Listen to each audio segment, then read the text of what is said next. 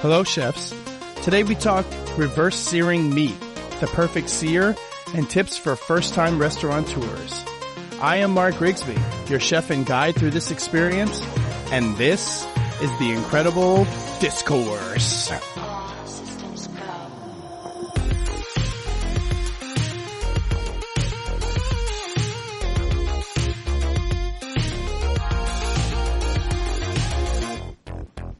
So a quick update, as we usually do before we get into the meat of today's episode. So I mentioned a couple of weeks ago that I started going hard on YouTube Shorts, and I continued with it since our last conversation. We've had a mix of success, but success nonetheless. I think it's a really great way to put our brand out there, tell a story, get a little humor, and promote the show all in a quick minute. So if you guys haven't had a chance to see those, you should really check it out. And while you're there, like and subscribe to the channel so you never miss a beat. The website is coming along well. We have seen huge spikes in visitors in the spring, which is great. So for those of you who have already been to the site, thank you very, very much.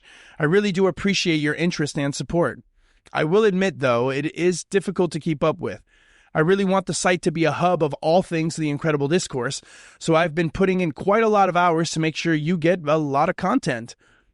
The resources page is slowly coming along, but it is coming. I have so many resources already written, but I'm trying to take my time and give you details on a topic, and then create a downloadable type of resource that you can have as a hard copy. Kind of hoping that at the end of the summer to compile all of these resources and lessons from the show, and then write a book that will be available in a hard copy and digital. The newsletter for June comes out this week. This will be the 3rd edition of the newsletter. I'm hoping that all of you that have subscribed to it enjoy it. I try to make it a teaser of what's to come. As we continue to grow and create here at the show, the newsletter will expand and change. So if you haven't been able to get to the website and subscribe to the newsletter, I have a question for you. What the hell are you waiting for? Anyhow, so today we're going to talk about the reverse sear technique. What it is, how to do it, why you should do it, and when is the best application of this technique. If you have never done this before, it's so worth it. I'm going to teach 2 ways to do this depending on what equipment you have available to you. And then we're going to talk about the perfect sear. I figure if we're going to be talking about searing, we may as well get the whole technique included. And then lastly, I want to talk to a different audience today. I usually leave my 3rd segment for my pro chefs, but today I want to speak to restaurateurs, specifically rookie restaurateurs. This segment will cover tips for those looking to own a restaurant for the first time. So, without further delay, let's get our asses in the kitchen. All right, so the reverse sear. Let's define what that is in case we have some folks on here who aren't familiar with that term. Reverse searing is a 2-stage cooking technique used primarily for thick cuts of meat, like ribeye, filet mignon, or pork chops, and it prioritizes even internal doneness and a deep, flavorful crust.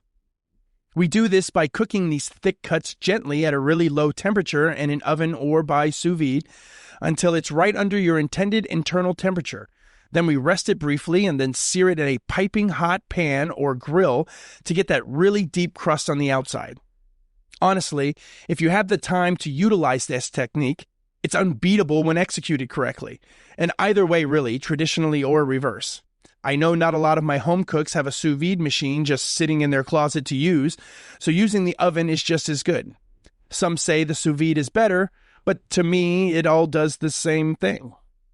Now, this technique is used to avoid getting that gray band on the outside and ensures that you get a perfect and even internal temperature.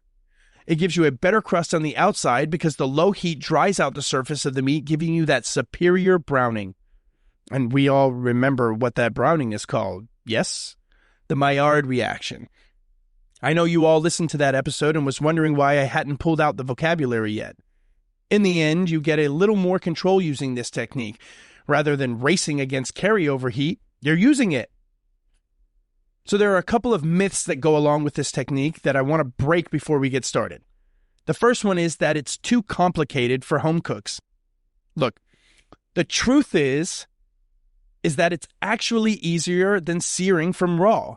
There's less stress, more control, and more accuracy when you perform this technique. Sure, the first time or two can be a little nerve-wracking because you've never done it before. But isn't that true for everything you do for the first time? It's like learning how to ride a bike or learning how to use the knife for the first time. It's going to be challenging, but after you've done it a couple of times and seen the results, you'll realize that it's actually easier than learning how to ride a bike. I mean, I've never scraped my knee reverse searing a steak, so I'm going to say that if anything, there's less pain associated with it. The second myth here is that the technique is only for steak. This is not true. This technique is great for thick-cut pork chops, lamb racks, and even chicken, but it has to be done properly. And if you've listened to the last episode about brining and you have time to knock down multiple techniques, brining plus reverse searing a bone-in chicken breast is to die for. They also say that you lose all of the juices when you reverse sear, and the science behind this proves this to be false. You actually preserve more juices because you're not shocking the meat with high heat from the start. And the worst of all these rumors and myths? That you can't get a good crust on your meat. Dude, one of the whole reasons we perform this technique is because you do get a better crust. During the slow cooking process, the surface of the meat dries out, making the conditions for a sear more ideal than if you pat-dried it when it was raw. Now, of course, nothing is a shoo-in, right? You don't just pop it in the oven and then into the pan. The technique isn't that easy. There are a few common mistakes that you need to watch out for to get the optimal end product. First of all things, you have to make sure that you don't overcook it during the slow cook process. You need to use a thermometer and take it out about 10 degrees before your final internal temperature target. So if you're going for a medium rare, 130 degrees or so, you should take your meat out to rest at 120 or 125. You got to make sure that you rest the meat for a few minutes before you get it in that screaming hot pan. This allows the juices to settle and reconstitute throughout the meat, preventing juice loss and gives you a firmer surface for a better crust. Make sure you do pat dry the meat after the resting period to make sure that you get the driest surface possible, to make sure you get the best crust possible. The pan must be screaming hot, like to the smoke point hot, and make sure you use a high smoke point oil, never butter. You need something that can withstand the pounding of this heat and the meat. Something like grapeseed, avocado, or even beef tallow. Underheating or crowding the pan will cause you to have a horrible product. So be patient. Make sure your pan is hot and don't put every piece in the pan. Remember when we did that episode about scallops and I warned about overcrowding the pan? Same deal here. So, we always give a little history lesson, and traditionally our lessons go back like thousands of years. Believe it or not, this technique is barely 30 years old. Traditional high-heat searing has been around for centuries, yes, but reverse searing as a deliberate named technique is a relatively modern invention. It gained serious momentum in the early 2000s thanks to chefs and food scientists like J. Kenji Lopez Alt and the advent of precision tools like sous vide circulators and digital thermometers. And did you know that most steakhouse steaks are actually reverse seared in practice, even if they don't call it that? They often slow roast or sous vide and then finish with a high-heat char just before service. The term reverse sear likely came from barbecue forums and online culinary communities. It didn't originally come out of a kitchen, but actually by passionate home cooks seeking better consistency. The technique gained mainstream visibility on YouTube in the 2010s. Today, it's one of the most searched steak cooking methods on Google. Reverse searing flips the script on traditional searing. Instead of blasting the outside first, which oftentimes overcooks the edges, it starts with gentle internal cooking to preserve moisture and build flavor from the inside out. The final sear is more about texture and aroma and less about doneness. This technique displays control, consistency, and intention, which favors science over showmanship. It plays perfectly with compound butters and pan sauces because you can build and layer flavors after getting the sear. This technique is extraordinary, believe me. I'm also going to do an episode towards the end of the season solely on sous vide. That technique is also relatively modern and really gives a really great product when executed properly. It's all about control with these two techniques, and control gives you a better product. They require practice, yes, but what doesn't? You know, like the fucking bicycle thing. So let me give you a step-by-step of this process so that it's clear on how to do it. First, you have to choose the right cut. And by cut, I don't mean wear on the animal. I mean the thickness. You need something that's at least 1.5 to 2 inches thick. Pork chops are great. Thick-cut lamb chops work well here too, and of course ribeyes, strip steaks, and fillets also do very well. Hell, I've done eye of round with this technique, and my parents fucking love it. All right, you got to season and air dry. You're going to season generously with kosher salt and pepper or whatever favorite rub you have. Then you're going to place the meat uncovered on a wire rack over a sheet tray. The wire rack is kind of important here for circulation of air. You don't want the meat sitting in its own juices. Let it sit in the fridge for at least an hour or even better overnight for better surface drying. Now, I know some of you avid listeners of The Incredible Discourse are going to try and call me out and say, but chef, you said not to salt the meat so early because it draws out the moisture. And this is 100% correct. I did say that. But that's exactly what I'm trying to do here. It's intentional. When you're performing this technique, the salt draws out the moisture, dissolves the salt, and then the meat reabsorbs this liquid kind of like a dry brine. As it sits uncovered in the fridge, the surface dries out, making it perfect for the Maillard reaction. After you've air-dried your meat, it's time for the slow cook process. Preheat the oven between 225 and 275 degrees. Roast your meat on a wire rack until the meat hits 10 degrees below your intended target internal temperature. So for rare, take it out around 115 degrees, medium rare 120, and medium 130 degrees. You're doing this because the final sear will bring it to the final target internal temperature. Once you've gotten 10 under, you will remove the meat and rest it for about 5 to 10 minutes depending on how thick your meat is. Remember, this allows the juices to settle and is a pivotal step in the process. While your meat is resting, it's time to get that pan on the stovetop and get it hot, like way hot.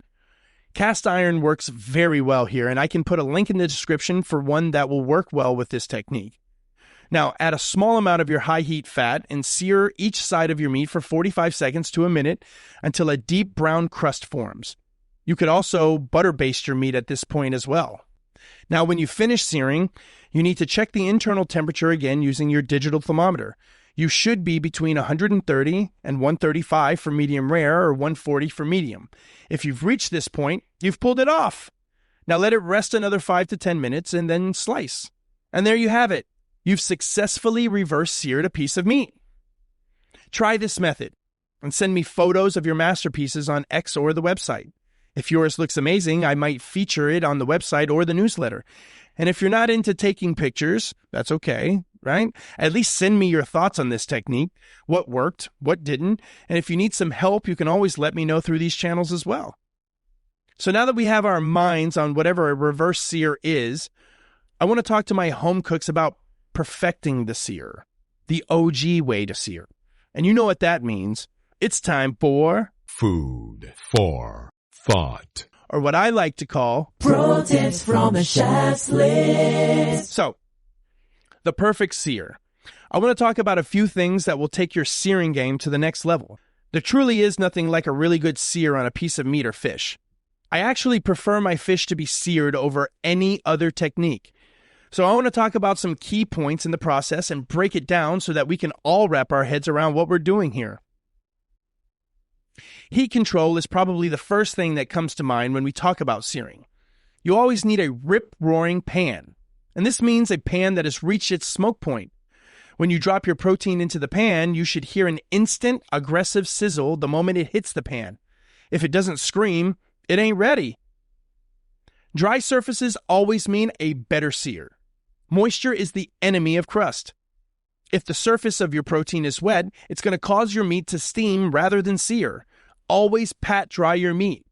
Pat dry with paper towels, especially if you didn't dry brine or if your meat has been sitting at room temperature. And if you have time, leave your meat in the fridge uncovered to air dry. This is a really good tip and effective measure when you're searing. So remember, dry meat always. Always use high smoke point oils. I'm talking about oils like grapeseed, avocado, canola, or even beef tallow. And if you're not sure what tallow is, it's the rendered fat of the animal. Beef works exceptionally well for this process. I carve all of my ribeye steaks in all of my restaurants, and there is always a fat cap that you have to trim off. This cap gets very chewy over high heat. We used to take all of the fat trimmings and put them in a pot on low heat and just let the fat render. Ran that fat through a cheesecloth and cooled it. It becomes a paste when cooled. You get the meatiest flavor and the best sear with this product. Some grocery stores sell it in containers, or maybe your butcher might have some. But if you're in a restaurant and you carve your own steaks, this is a cost-efficient, better-tasting way to sear your beef. Another rule of thumb here is press for contact. Don't smash your meat into the pan. Gentle, even contact equals crust. You just need to barely press the meat into the pan for the first few seconds to ensure full surface contact. Smashing the meat forces the juices out. Respect the crust. Don't fucking manhandle it. One of my pet peeves in the kitchen are cooks that like to smash the burgers on the grill or griddle. You're literally watching the juices shoot out of the sides, and then when you bite into this cheeseburger, you're expecting this juicy, flavorful bite that runs down your arm, but instead you get a hockey puck that damn near chokes you. And you want to be nice to the person who cooked it, but you know the first thing that you say to yourself when you bite into it is, fuck me, this shit is dry. And I love my burgers to be bursting with juice and run down my arm. That truly is the real burger experience.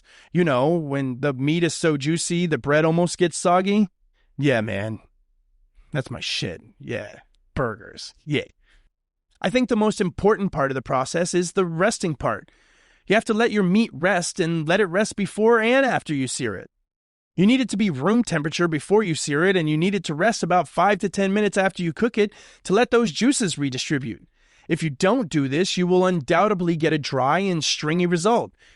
And meat is expensive. Respect that shit. Do it fucking right. Rest it before and after. So those are the do's, and now here are the don'ts. Don't flip the meat too early. So many cooks get overeager and start touching the meat way before it's time. Let that shit cook and do its job. This is the same for overcrowding the pan. Don't do that shit either. If you have time to do it in batches, do it in batches. Be patient. Cooking is an art form. You have to take your time, follow the steps and procedure, and do it the right way. Otherwise, you're just making a mess. And don't forget to season. Salt is your flavor amplifier and crust builder. Don't neglect it. Even last-minute seasoning is better than none at all. And when working the grill, I want you to remember something. Grill marks are nice, but they're purely cosmetic. I've never heard anyone say, well, damn, these grill marks taste phenomenal. You need to be chasing the crust. Crust is texture, flavor, and aroma. It's the difference between meh and fucking mind-blowing. This is one of those things that after you master it, it's kind of hard to go away from. When I used to work the line many moons ago, my favorite station to work was the pans. The sauté station seared all of the fish and meat, and it was my favorite. It's there where the focus is truly on flavor building. You got to know what you're doing and focus. So go sear you some meat or fish and let me know how it turns out. Send me a picture or at least a review of what you thought when you bit into it. It should change your life for the better. And remember, dry surface and rest. Those are the most important details of this technique. So today's last segment is kind of a softie for me. Or maybe it's a hard spot, I don't know. But I do know that there are just too many restaurant owners out there who are clueless on just how a restaurant works. So, you want to open a restaurant, huh? Let's drop the fantasy and talk about what it really takes. You close your eyes and picture your restaurant open full swing. Dining room is buzzing, regulars lined up, you get your name in the paper, and you're living it up at the bar with your friends, showing off how great you are because you're the owner. Now open your fucking eyes. All of a sudden, you're the plumber, the HR department, the accountant, and guess what? Your only dishwasher just called out. You've been there for nearly 12 hours already. It's only fucking Tuesday, and you've been dealing with that horrible article written about your place because someone came in, ordered a beef tartare, and then made a show in front of all of your diners because it wasn't cooked. Your chef had a fit and stormed out. You don't know how to run the line, and your bartenders are arguing with a guest who ordered a dirty martini and complained that it tastes like olives. By the way, payroll still hasn't been done for this upcoming Friday, and you have to figure out if you're even going to be able to pay yourself. You're in over your head and have no idea how you got yourself into this mess. Most restaurateurs romanticize ownership and completely underestimate the weight of it and just how much it takes to own a place. So before the dream becomes a nightmare, let's talk about the things you need to know or plan before you open a restaurant. Opening day isn't your dream, it's your fucking deadline. So way before you're looking for places to buy or rent, hiring your staff and designing your menu, my first piece of advice is this. If you have never worked in a restaurant, you need to. Because the amount of things that you need to know how to do yourself is enormous. Help isn't cheap, so you need to be able to allocate your money in the right places. It costs a lot of money for a plumber to come out to unclog a toilet that you could have done yourself, or an electrician to swap out the plug of your strip warmer at the expo station that's literally 3 fucking screws. And that's just the minor repair portion that goes with the job. If you don't know how to cook, oh boy, you really have a problem.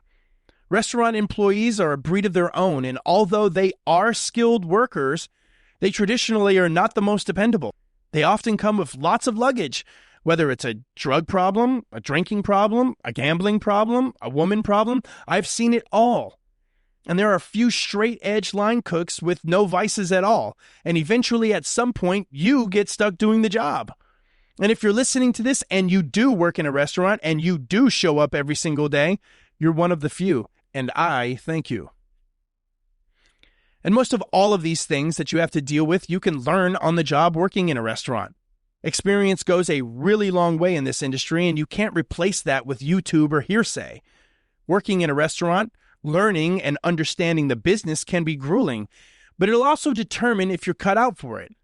You really have to love it, because the hours are long, the margins are short, and the stress is high, and there are usually more lows than there are highs. But the highs, when they come, are so rewarding because you had to fight for everything you got to get that win. It takes a special kind of person to have passion for being a restaurant owner or operator.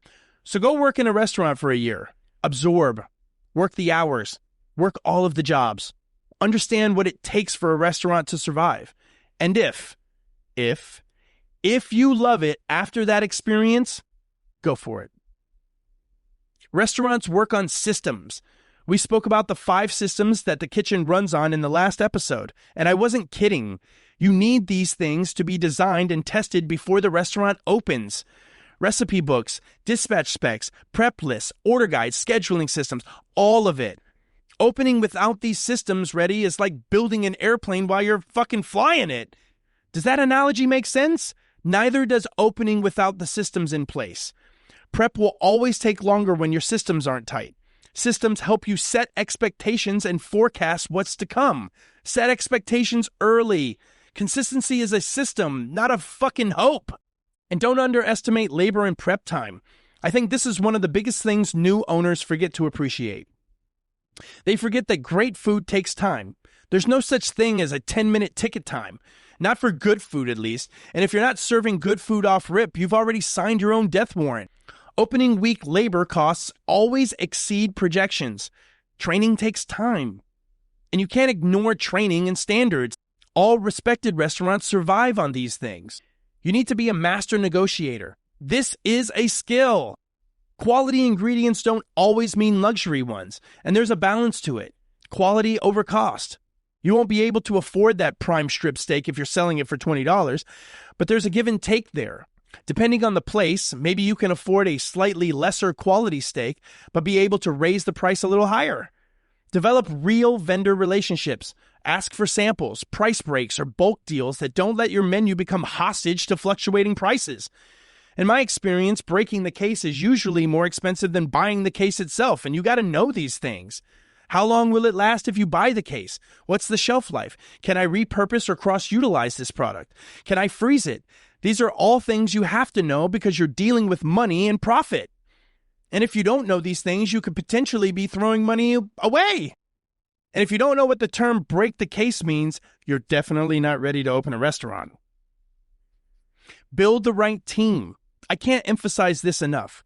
You need a culture to build on. Hire slow and fire fast because culture is truly everything. Your team defines the guest experience more than your food, believe it or not. A bad hire can torpedo morale, consistency, and service all in one shot. And there are tons of these people out there. Those who hide behind the words on their resumes but have no clue what to do. Those who are coming in and looking to just get paid and couldn't give a shit less what they put on your plate. And these people will tear the life of your restaurant apart if you don't choose wisely. You're going to hire bad ones and make that mistake. But we all do. But you have to be able to deal with it and get them out of there as soon as possible. Protect the culture, even if that means tough conversations. And as the owner, almost every conversation you're going to have is going to be tough, so you better get used to it. Remember, your food doesn't run the kitchen. Your people do. So you need to get the best you can afford, train them well, and hold them accountable to your standards every single day. Menu control is mission critical. Avoid the "we do everything" trap. Just because you have the means to do everything doesn't mean you should. Keep it simple. And simple isn't lazy, it's repeatable. You need to do things that everyone can master and do, not just you. I've made the mistake of being the only person who can prep certain items on my menu. And then one day I can't be there because my kid is sick or I go on vacation, and who the fuck is supposed to perform these tasks? You have to make it so that everyone and anyone can pick up the book and just go. Start small. Create tight, well-tested, profitable dishes that your team can execute under pressure. Doesn't matter how great your dish looks and tastes. If it has 300 touch points on it, you ain't doing it during service and it's coming out the way that it did in the test kitchen. I don't care who you are. Keep the shit simple, small, and rotate it. Keep it fresh. Be mindful of your overhead. Electric, water, AC, and rent are going to hit you like a ton of bricks. So you have to make sure that you're taking that into account. That really cool location on the water? Be careful. It could bleed you dry. Your lease should support your concept, not strangle it. My advice is not to sign until you have fully run the numbers on your worst case weeks. The weeks that you have the most rain or snow. The hottest days of the year when people aren't coming out. You have to prepare yourself for the worst possible outcome so that it's manageable with a plan when those times come. And they will, because they always do. Your POS, inventory software, scheduling tool, and costing spreadsheet aren't just admin tasks that you fucking do. They help you make accurate decisions that's best for the business. They shouldn't feel like a chore. They should help you set up your days, weeks, months. Not paying attention to these tools causes you to shoot in the dark, and this method is fucking madness. These things run your business. They help you make the best choices. Use them, learn them, and leverage the data to pivot fast and maintain costs so that your business has a chance to survive. And I've noticed over the last few years especially that the cost of operating a restaurant is going up and going up faster than it ever has. Labor, product, overhead, these things never go down in cost. They only go up. Being able to counteract that with good decisions will help you stay in the game longer and help you make justified decisions based on real-time costs. And lastly, be present. Every single day be present. You can't phone in leadership. You can't lead by example if you ain't there. You can't set standards, make decisions in the moment, and correct behaviors and actions if you're not on the floor guiding, leading, being present. Your team feeds off your discipline, your hustle, your heart, and your attention to detail. No one knows exactly what your vision is, and if you're not there showing them, no one's going to know. Leave nothing to interpretation. Be there. And this doesn't mean there all day, every single day, and burn your candle at both ends. It means be there when it matters. During peak service, the prep, the cleaning, the times when the business needs you there most. You can't recognize that there is a problem, tell someone to fix it, and then not be there to follow up. It became a problem for a reason. Because the people that are there are not following the dream or vision. Your dream or vision. Today's final thought gives us an opportunity for me to tell a little story. I worked for a man who had a big dream, but not a lot behind it. He owned a property in the farmlands in my hometown and wanted to bring the memories and experiences of yesteryear back to the people of the town. On this property, he created a farm experience where you could come purchase and pick fresh produce. This turned into putting a food trailer on the land. That eventually turned into him building a full-on building with a full-on kitchen on the inside for a counter service type restaurant. As he tells the story, each step that he took in the process was a step farther than what the dream was originally. He never wanted to build a restaurant or own one and had zero experience in the industry, but was talked into and consulted into someone else's dream. By the time he hired me, he was well aware that he was way in over his head and didn't know what he was doing, where to go, and was clearly exhausted after just 3 years. When I arrived, there were no systems, no recipe books, no order guides, no pull-thaw lists, no prep lists, no BEO forms. It was like the entire kitchen ran off spur-of-the-moment decisions.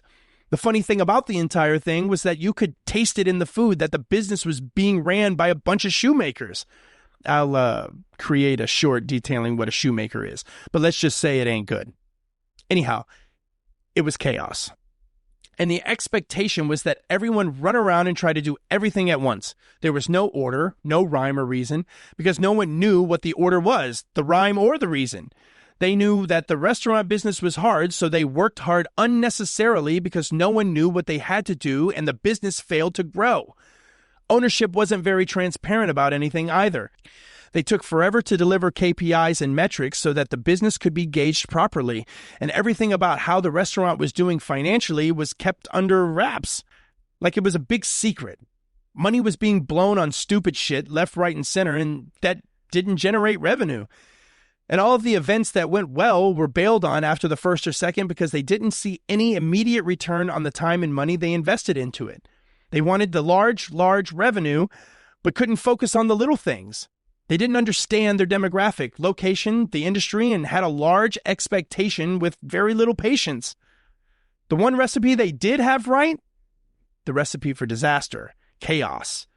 Eventually, after a little over a year that I was there, we got an unexpected visit from the owner saying that he would be closing the doors and trying to sell the property. He gave up. He ran through all the money until there was nothing left and was forced to sell and put the whole staff out of a job. But all of this could have been avoided had he had a real investment in opening a restaurant, worked in one, and established what it would take to maintain one. He would have been able to develop a more solid plan and strategy, know what he wanted, what it would take to get it, and then what it would take to maintain it. Owning a restaurant isn't a small task or dream. It takes a lot of skill, dedication, and sacrifice. And if you're not willing and patient, you've already lost before you've even made it to day one. There's plenty more that I could go on and on and on about this subject. I've owned businesses and restaurants, and I've worked in businesses and restaurants, and it's not the same thing. So think long and hard. Do your research on opening a restaurant, and do your research in your soul, because you have to come to terms with what it takes before you can convince anyone else to follow your dream. So now that you know the difference between a good sear and a great one, it's time to take that knowledge to the kitchen. Practice your regular sear. Master your reverse sear and see the difference it makes when technique leads the way. If you hit any snags or want to show off your results, reach out to us on X or drop us a line at theincrediblediscourse.com. We love to see what you're cooking. And while you're there, don't forget to sign up for the newsletter so you never miss an update, and hit that resources tab so that you can grab the ultimate guide to searing. It's fucking free and packed with value. And if today's episode lit a fire under you, do me a favor. Like, follow, and subscribe on whatever platform you're listening on, and leave a 5-star review to help us reach more cooks, chefs, and curious food lovers to the podcast, where we tell hard truths, teach real skills, and serve up fire content for the kitchen and beyond. I appreciate your time as always. I'm Mark Grigsby, and this has been another episode of The Incredible Discourse.